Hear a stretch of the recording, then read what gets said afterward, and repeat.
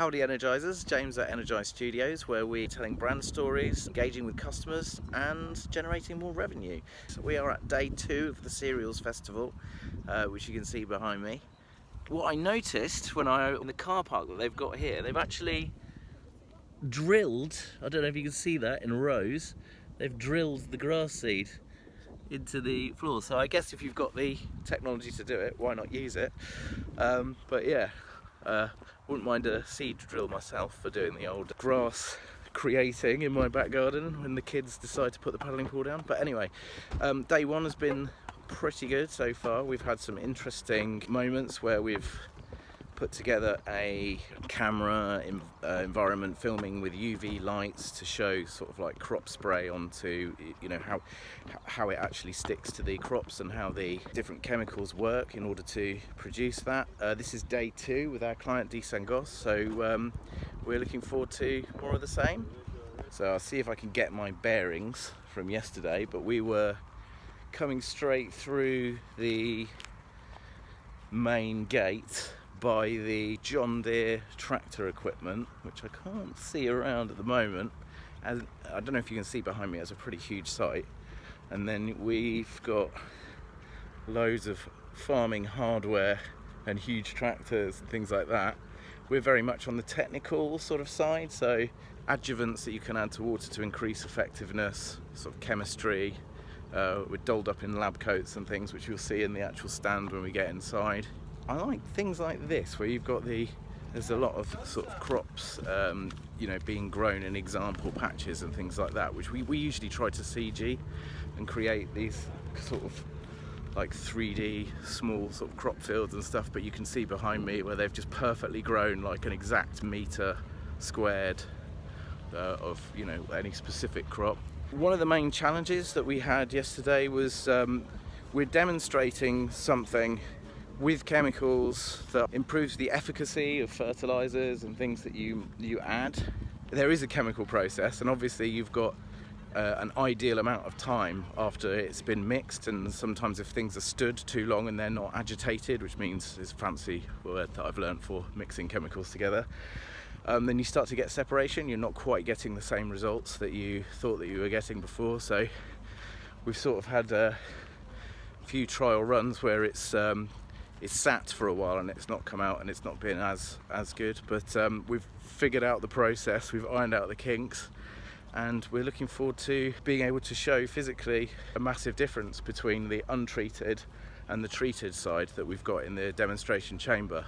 One of the good points is when you're working with a client and their product is actually effective, and you can clearly demonstrate it, because you've got sometimes in a situation you're using a product and it's increasing efficacy by like, you know, 10%. So it's like going from like you're showing something that's sort of 9 out of 10 and then it's changing to 10 out of 10, and it's not that obvious a change. Whereas what we were finding with the demos that we were creating is that there is such a difference, as you'll see when I show you through the box and the setup that we've got. There's been some changes that the guys are doing it this year because of all the COVID restrictions and things like that. It's a lot tighter on being able to hand things out. You can't sort of just give things out the way you were doing before. They're trying to reduce the amount of sort of contact and things like that, and obviously you can't have as high density people, which is a shame, because when you're doing something exciting and you're showing it on the screen, invariably you get a crowd of people sort of standing around looking at the camera going, oh, what's going on here, what's this result, or, you know, how can this improve my crops? But now what we're doing is a lot of sort of moving that onto online. So we're here at the show, but every demo that we do, if people want to check it out online and see the sort of things that we're showing, then we can. It just doesn't look as impressive with COVID, because it looks like you've got like 12 people stood around when actually there's several rows behind and other people are watching it on a big jumbotron on the feed. It's a bit of a weird feel this year, but we're gonna persevere. From setup through to actually creating, I know where I am now, that's John Deere. Right, I think I need to head in that way. In fact, I might even be better off doubling back on myself. Never a good look. Yes, I know where I'm going. So with our main sort of video demonstration that we're showing, it's sort of all come together very quickly. Normally we'd kind of plan this stuff out a bit longer and run a few more tests. So we're using the UV marker dye, and I keep calling them black bulbs, but I think black bulbs are just kind of a general term for like disco lighting. Doesn't really care what wavelength it is, but these torches are very specific, high-powered, directional, of a certain wavelength, and you shine it on the UV marker dye, and it's actually like fluorescing. Like if you remember the original sort of movie Tron, when they're showing them drinking the energy soup or whatever it was, then they've got the liquid itself sort of fluorescing and becoming a light source itself. So it's quite bizarre, because you don't see, and you shouldn't look at, because it's quite dangerous for your eyes, the light coming out of the torch itself, but you do see it as soon as it picks up this fluorescent dye.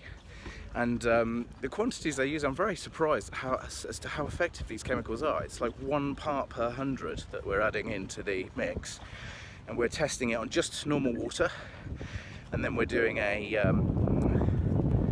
mix with the Silhouette product, which is making it sort of like lowering the surface tension. I don't know exactly how it works, but it's basically making the spread onto the crop much more noticeable, making the area of coverage much better. So, you know, whatever nutrients, fertilizer, wherever you're adding to your crop spray is expensive. So you want to add less of that. If you can add a small amount of something else that massively increases the efficacy of it, then you know you don't have to use as much. So it's saving you money.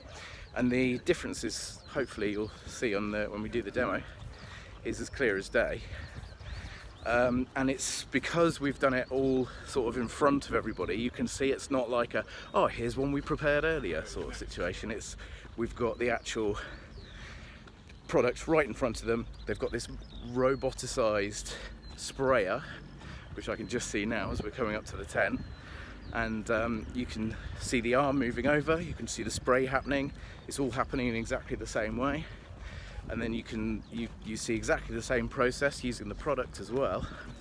And then we put the two side by side in our little black box of tricks, and it seems to work quite well. So I suppose I should start over from this side. Hi guys, morning. Right, just doing a quick YouTube. We've got everybody at DeSangosse and Justin. We have David Cameron.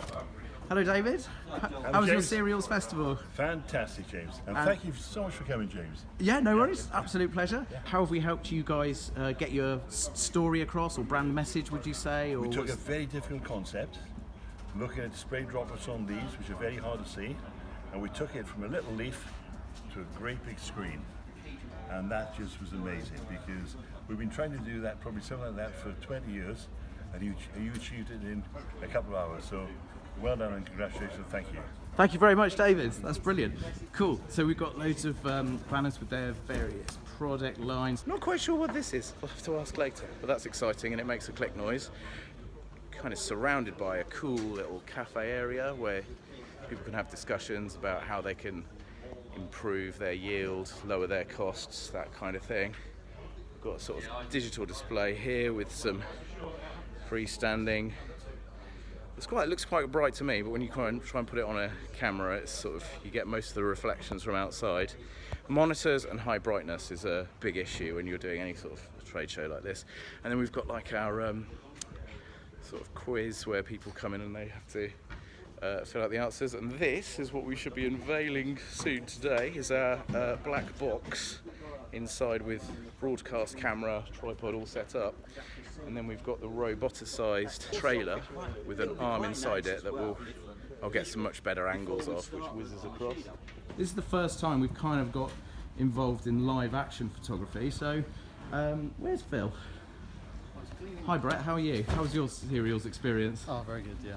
How long have you been with DeSangosse? 6 months. And what's your first impressions?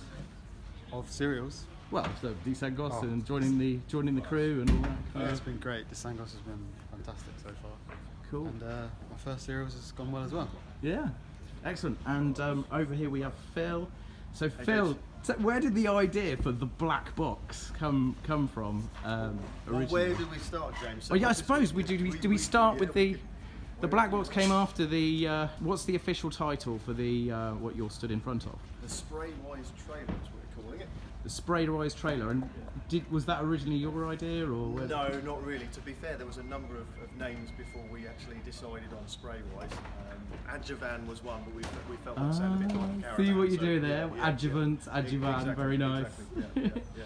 And but it was your idea to be able to show the results of what we're doing in the SprayWise trailer using the UV lights. Do you want to just talk us through the black box setup? Yeah, absolutely. I mean, of course, when it came to you, one of the big problems is using UV lights in natural light is you don't get the reaction from the fluorescence that you need to be able to see them. And then we came up with this idea. I spent some time with yourself developing how to black out a vast area big enough to be able to show what we wanted to be able to demonstrate in a COVID secure manner. We can't have people hovered around us, so we need to be able to use video very cleverly on a screen to be able to show what's going on. So the box that was derived from a pen and paper. It was a back of a napkin sketch, really, wasn't it? Yeah, it's improved somewhat from the umbrella, but yeah, basically it's a very basic looking cube, four-sided, but it's got holes in the tops to enable us to be able to target UV light at subjects inside the box. It's got a viewing chamber from the back, which could be used either for viewing or camera work, which obviously is how we used it today to make sure that we could see what's going on. And obviously, as we were doing the test, it needed to be easy to use with an audience, and we were able to those, and you can see some subjects there. You've got some wheat in there now, and you can see obviously we're able to display those very nicely in front of the camera. In this light you wouldn't see anything. Close up the flap with the very handy Velcro strips, and behold, you will see everything that you need to, which we couldn't see in daylight. And from concept through to it actually getting it built and then finished and painted and everything, how long do you reckon? It was a week and 4 good coffees, I think, to be honest. Absolutely. Thanks very much, Phil. Cheers. That's brilliant. And then, so the feed is just coming out of our. So this is our primary camera rig. We love Blackmagic design. It's got the 14 stops of dynamic range that gives us, you know, the ability to be able to show very detail in very, very dark things without blowing out in very, very light things. And of course what we've got here is 2 very directional lights, but in the specific wavelengths that kind of like flare off in very weird and exciting ways. And we were able to capture all of that detail and sort of re-expose it using DaVinci Resolve here on the Mac Pro, which we've actually been doing some live grade on and then coming out through the old Blackmagic design again. And this is taking our video cable SDI out, converting to HDMI, following it all the way along through the cable behind the trailer, coming up here to the back of the display TV. And then this, we had blackout material behind it, but we're sort of taking everything down now as it's the end of the festivals. And then we'd have sort of like a crowd standing in this bit, able to view what was going on.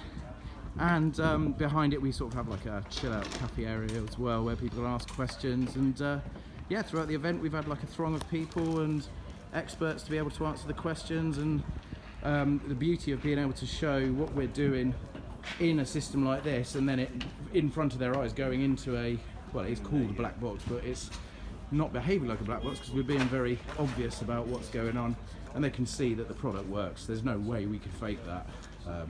Well, I suppose for the magicians saw me in half box with a few mirrors maybe, but it's pretty obvious that that's what's going on. And then we've got the David Foster and the guys at DeSangosse that do the presentation and explain the science much better than I have. So I've been James at Energise Studios, where we try to always get my sign off wrong. I've been James at Energise Studios, where we use the power of online marketing to tell brand stories, increase your revenue, educate your customers, and increase that bottom line. That was excellent. That was the best one yet. See you in the next video. Thanks for watching. Your experience at Cereals, Excellent, first class. and what were your primary responsibilities during the Running the trailer, staying out of trouble. how was the chemical mixing? Eating biscuits. Challenging at times, but we got there. And the crops, I can't think of anything to ask you. Oh.